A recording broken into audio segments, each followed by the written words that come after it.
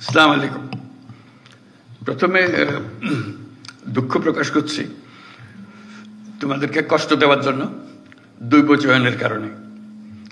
এটা কেউ মনে করছে একটা হাসি ঠাট্টার বিষয়, আমাদেরকে ইচ্ছা করে কষ্ট দিয়েছে, কিংবা এরকম উদ্ভট কেন চিন্তা করলো, এটা কি ফায়দা হবে।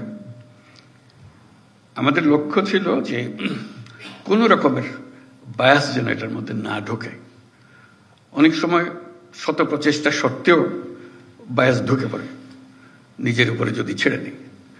কিন্তু দৈব চয়নটি এসছে যেন নিজেকে এর থেকে দূরে রেখে ফেলতে পারি। আমরা যে কজনই এটার সঙ্গে শরিক ছিলাম, তাদের কারো কোনো রকমের বায়াস এটার মধ্যে না ঢোকে, যাতে মুক্ত মনে যেখানে জায়গা হয়েছে, আমার নম্বর পড়েছে, সেখানে গেলাম, সেখানে আমি আমার কাজ করব।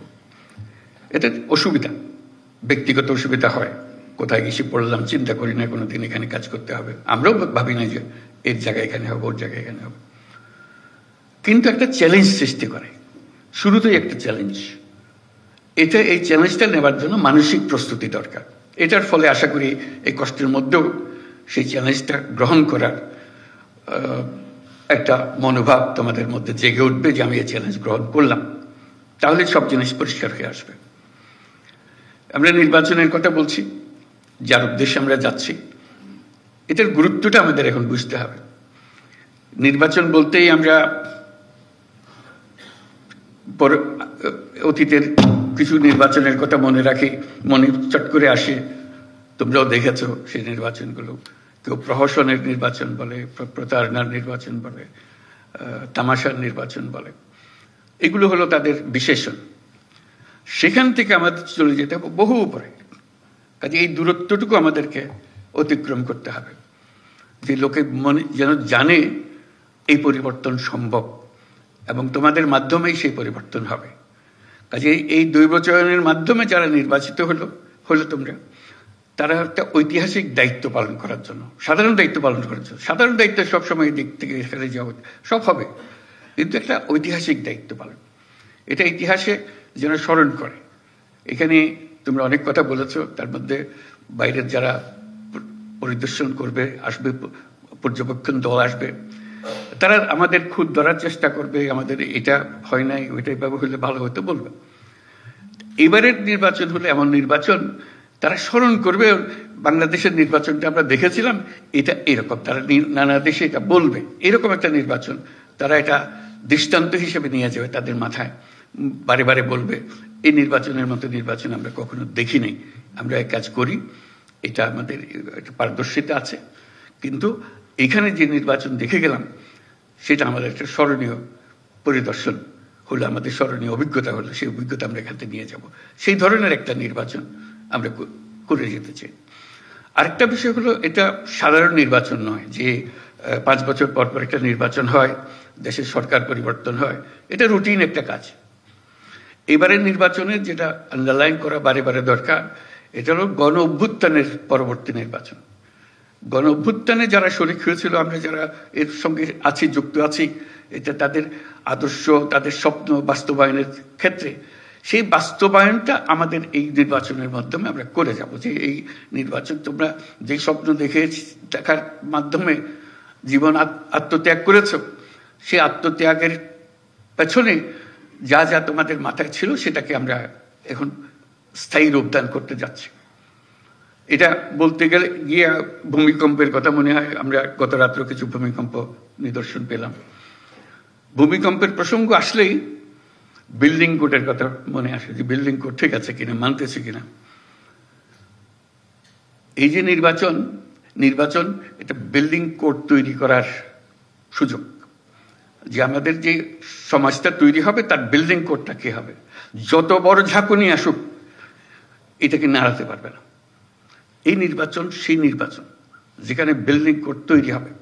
যারা বিল্ডিং কোডটা তৈরি করবে, তাদের হাতে এই দায়িত্ব দেওয়ার জন্য। তার সঙ্গে যে গণভোট আসছে, এটা শুধু 5 বছরের নির্বাচন, সনাতন নির্বাচন তা না, এটার একটা বড় গুরুত্বপূর্ণ জিনিস হলো গণভোট। সেটা হলো বিল্ডিং কোড। এই বিল্ডিং কোডটা আমরা তৈরি করে দিয়ে যাব, যেটা শতবর্ষ ধরে এই দেশকে, এই জাতিকে সামনে এগিয়ে নিয়ে যাবে। কাজে এই দায়িত্ব, এই ঐতিহাসিক দায়িত্ব যে পেয়েছ, এটার জন্য আল্লাহর কাছে শুকরগুজারি করো। যে আমাদেরকে এই দায়িত্ব পালন করার সুযোগ দিয়েছে। আমরা সারা জীবনে যখন জীবনে কি করলাম সেটা বিচারে বসবো, এটার জন্য 1 নম্বরে আসে যে আমি এটাতে শরিক ছিলাম, এই বিল্ডিং কোড তৈরি করে দিয়ে এসছি বলে আজকে দেশটা আমরা পেয়েছি, আমাদের সন্তানদের কাছে এই দেশ অর্পণ করে যেতে পারছি। কাজে ওই ঐতিহাসিক ভূমিকাটার কথা স্মরণ করো। এই যে আজকে এই দায়িত্ব পেলে, এটার জন্য আল্লাহর কাছে শুকরগুজারি করবো আমরা সবাই, যে এই দায়িত্ব, ঐতিহাসিক দায়িত্ব পালনের সুযোগ আল্লাহ আমাদেরকে দিয়েছে। অন্য কেউ দিতে পারত, কিন্তু আমরা এই দৈবচয়নের মাধ্যমে আমরা এই সুযোগ পেয়েছি এবং এমন বিল্ডিং কোড তৈরি করে দিয়ে যাব যাতে এই জাতি কোনোদিন আর হেলতে না পারে, তুলতে না পারে, শক্ত মজবুতভাবে থেকে যাবে। সেটাই হলো আমাদের চ্যালেঞ্জ এই নির্বাচনের মধ্যে যেটা আছে, আমরা যেটা করতে চাচ্ছি। 5 বছরের নির্বাচন, সনাতন নির্বাচন, সেটা হচ্ছে একটা ভিন্ন নির্বাচন। আর তার সঙ্গে আছে শতবর্ষের নির্বাচন, ওই যে বিল্ডিং কোডের কথাটা বললাম। এই দুটো একত্রে এটার মাহাত্ম্য, এটার গুরুত্ব অনেক অনেক বেশি। সেই জিনিসগুলো ধরে রাখা, কিভাবে আমরা করব সেই জিনিসগুলো বুঝের মধ্যে নিয়ে আসা, যে আমরা গণ অভ্যুত্থানের স্বপ্ন বাস্তবায়নে আছি। এভাবে আমি বলেছি যে এটা আমাদের ধাত্রীর কাজ করতে হচ্ছে, তাই নতুন বাংলাদেশ জন্ম লাভ করবে এই নির্বাচনের মাধ্যমে। এই নির্বাচন আমাদেরকে নতুন বাংলাদেশের দরজা খুলে দেবে। তো কাজে নতুন বাংলাদেশের যে জন্ম হবে, এই আমাদের যারা এখানে উপস্থিত আছি তাদের ভূমিকা হলো ধাত্রীর ভূমিকা, যে আমরা যেন সুন্দর সুষ্ঠু সেই জন্মটা দিতে পারি তাদেরকে, সেই ভবিষ্যৎ বাংলাদেশে। নতুন বাংলাদেশ তো নিজে নিজে আসমান থেকে আসবে না, আমাদের হাতে তার জন্ম লাভ করবে। এই জন্ম লাভের প্রথম সূত্রটা হলো, প্রথম স্থানটা হলো তোমাদের হাতে, যেটা এই নির্বাচন করতে যাচ্ছ। সেটা করার জন্য আমরা কিভাবে করতে পারবো সেটা জানা, যে আমরা এটা দীর্ঘমেয়াদের এক জিনিসের তৈরি করতে যাচ্ছি। এই সময়টুকু, যেটুকু সময় নির্বাচনে, মাত্র ফেব্রুয়ারি মাসে নির্বাচন হবে, এটার গুরুত্ব এত বেশি, প্রতিদিন তোমাকে চিন্তা করতে হবে যে আজকে আমার কি দায়িত্ব, কি করবো আমি এটাকে সর্বাঙ্গ সুন্দর নির্বাচন করার জন্য, মজবুত নির্বাচন করার জন্য, সবাইকে বোঝানোর জন্য, সবাই যেন একমত হয়। এটা তাকে জোর করে করানোর বিষয়ে আমরা যাব না, আমরা বলছি সবাই একমত হয়ে, একত্র হয়ে আমরা করব, দলমত নির্বিশেষে সবাই একমত হবে যে আমরা একটা নতুন নির্বাচন, নতুন বাংলাদেশ গড়ার জন্য আমরা আজকে তার জন্ম দেওয়ার মুহূর্তে এসেছি, সেই জন্মটা লাভ করবে। আগে একটা স্বপ্ন দেখেছিল গণ অভ্যুত্থানের মাধ্যমে, আজকে বাস্তবের পথের মধ্যে আমরা তাকে উঠিয়ে দিচ্ছি। সেই নির্বাচনের মাধ্যমে আমরা যেন অগ্রসর হতে পারি, যেন দেখতে পারি কি আছে। স্বপ্নের মধ্যে যা যা ছিল আমরা সেটা করতে থাকবো। তার মধ্যে বিভিন্ন বিভাগ থেকে আমরা এসেছি, বিভিন্ন জেলার থেকে, এটা তার মধ্যে একটা প্রতিযোগিতাও যেন হয়। আমি বারে বারে স্বরাষ্ট্র মন্ত্রণালয়কে বলছি, শুধু দিয়ে দিলাম কাজে তা না, তার মধ্যে একটা আনন্দ থাকতে হবে, চ্যালেঞ্জ থাকতে হবে। সেই চ্যালেঞ্জ হলো যে কে প্রথম হলো, বিভাগে কে প্রথম হলো, 1 নম্বর কে হলো, 2 নম্বর কে হলো। এটা হাসি ঠাট্টার বিষয়, কিন্তু সিরিয়াস বিষয়। দেখলাম যে আমি 1 নম্বর হয়েছি, একটা তালিকা প্রকাশ করা, প্রতি মাসেও তালিকা প্রস্তুত করতে পারি, একবারই শেষ করে তালিকা, এবং সবাইকে জানান দেওয়া, এই 1 নম্বর, 2 নম্বর, এই 8 নম্বরে, এই 5 নম্বরে, এই 7 নম্বরে দেখা। কেন আমি পিছিয়ে পড়ে গেলাম, ব্যাখ্যা চাই, ব্যাখ্যা দেবে, তারপরে আমার উৎসাহ জাগবে, আমি ওদের ডিঙিয়ে যাব। কারণ এই ঐতিহাসিক মুহূর্তগুলোকে ছাড়া যাবে না, ঐতিহাসিক মুহূর্তগুলোকে চ্যালেঞ্জের মধ্যে নিয়ে আসতে হবে, যে আমরা প্রতিযোগিতামূলকভাবে আমরা করে যাচ্ছি। আমরা সবাই মিলে, আমরা একটা, আমাদের রাষ্ট্র আমাদেরকে দায়িত্ব দিয়েছে এই বিল্ডিং কোড তৈরি করে দেওয়ার জন্য, মজবুত করে ওটা ইঞ্জিনিয়ার ডিজাইন করে দিয়েছে, এখন আমাদেরকে ঢালাই করতে হবে, এটাকে ঢালাই করে তৈরি করতে হবে সেই জিনিসটা, সেই কাজটা আমাদের হাতে দিয়েছে, আমরা এটা করে যাব। সেই করার মধ্যে একটা প্রতিযোগিতা হবে, সুন্দর প্রতিযোগিতা হবে, কে কি করলাম, এবং সৃজনশীল হতে হবে। সব কথা কাগজে লিখে দেওয়া যায় না, মাথায় আসে না, কিন্তু এই লেখার ফাঁকে ফাঁকে তোমাকে সৃজনশীল হতে হবে। এই জিনিসটা আমি কিভাবে করব, এটা আরো সুন্দর করে করবো, জিনিস এটা দিয়েছে আমি এটাকে এইভাবে আরো সুন্দর করে করব, এই জিনিসটা মাথার মধ্যে রাখা। বিভাগে আভ্যন্তরীণ প্রতিযোগিতা হবে, সারা দেশব্যাপী একটা প্রতিযোগিতা। বিভাগে সবচেয়ে 1 নম্বর যে হবে, এই 8 বিভাগের মধ্যে 8 জন 1 নম্বরে হবে, তাদের মধ্যে দেশের মধ্যে সেরা কে হবে। এবং সেটার জন্য আমি আগেও বলেছি এই ধরনের এক সভায়, যে তাদেরকে রাষ্ট্রীয় পুরস্কার দেওয়া, যে এটা এত বড় একটা কাজ করেছে, তার মধ্যে দেশের মধ্যে এটা সেরা, ভূমিকা পালন করেছে তাকে 1 নম্বর রাষ্ট্রীয় পুরস্কার, অন্তত মন্ত্রণালয়ের পুরস্কার যেভাবে সঙ্গতিপূর্ণ হয় এরকম পুরস্কার দেওয়া 1 নম্বর, 2 নম্বর, 3 নম্বর।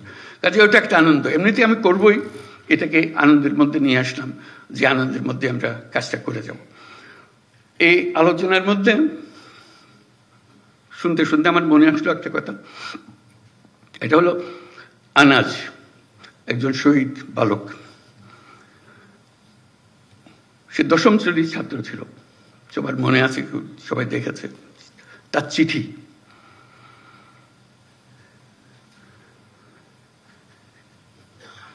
সে মিছিলে যোগদান করবে,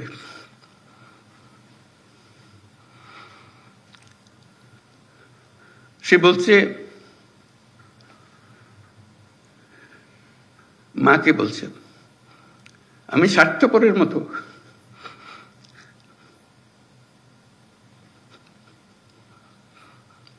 বসে থাকতে পারবো না, আমাকে মাফ করে দিও,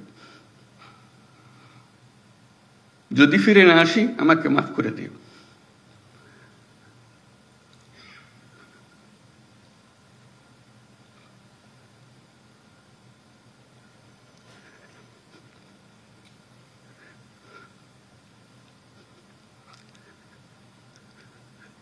সে আনাজের বক্তব্য আমাদের কর্তব্য ঠিক করে দিয়ে গেছে।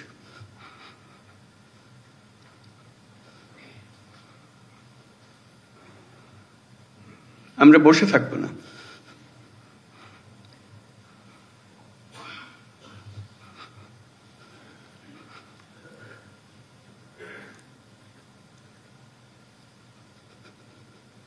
তার দায়িত্ব, সে যে দায়িত্ব আমাদেরকে দিয়ে গেছে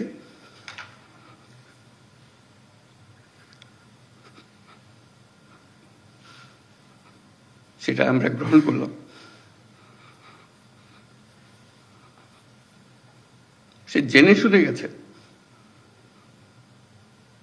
বলছে যদি ফিরে না আসি আমাকে মাফ করে দিও। সে ফিরে আসে নাই, আমাদেরকে দায়িত্ব দিয়ে গেছে।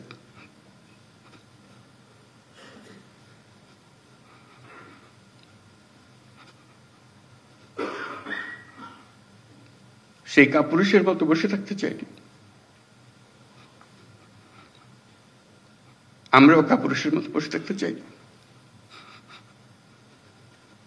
আমরা তার স্বপ্ন বাস্তবায়ন করতে চাই, এটাই আমাদের দায়িত্ব। আমরা যা বর্তমানে করি তার চেয়ে বহুগুণে বেশি করতে পারি, আমাদের সেই সক্ষমতা আছে। মাত্র 3 মাসের জন্য সেই ক্ষমতাটা ব্যবহার করব। আমি সারা জীবনের কথা বলছি না, আসলে আমি বড় দায়িত্ব। এই 3 মাস আমার পক্ষে যত উচ্চ লেভেলে কাজ করা সম্ভব, যত নির্ভুলভাবে কাজ করা সম্ভব সেটা আমি করব। আনাজের যে স্বপ্ন, সে স্বপ্নে যদি কিছুটা আমাকে দিয়ে হয় আমি সেটা পালন করব।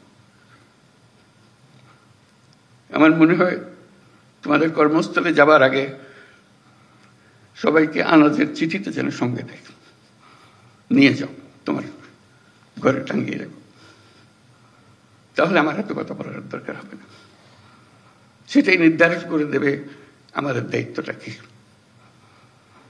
এই সময়টা এসছে, আমরা বলছি উৎসব মুখর হবে, ঐতিহাসিক হবে, সবকিছু এর মধ্যে এসে যাবে।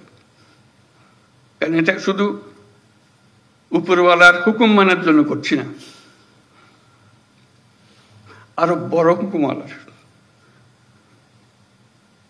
দায়িত্ব আমরা এটা করছি। এবং সেই হুকুমওয়ালা উপরে আর আমার ভেতরে, আমার মধ্যে কি আছে সেটা আমি প্রকাশ করতে চাই। আনাজ যেরকম প্রকাশ করে গেছে, তো সেই দায়িত্ব নিয়ে আমরা আজকে কর্মক্ষেত্রে যাব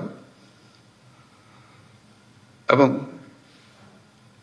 যে স্বপ্ন আমরা দেশের নাগরিক হিসেবে সবাই দেখি সেটা বাস্তবায়নের জন্য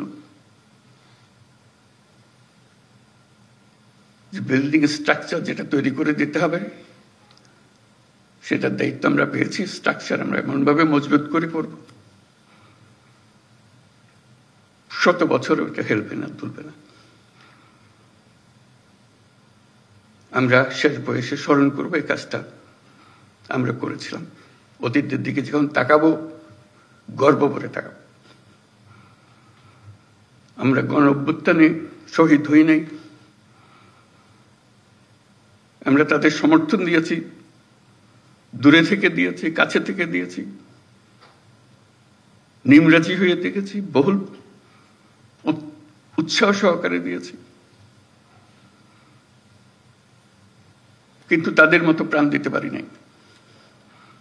আজকে আমরা আমাদের যে প্রাণ আছে সেটাকে আমরা এই 3 মাসের সময়টুকুর জন্য অন্তত চিন্তা করব।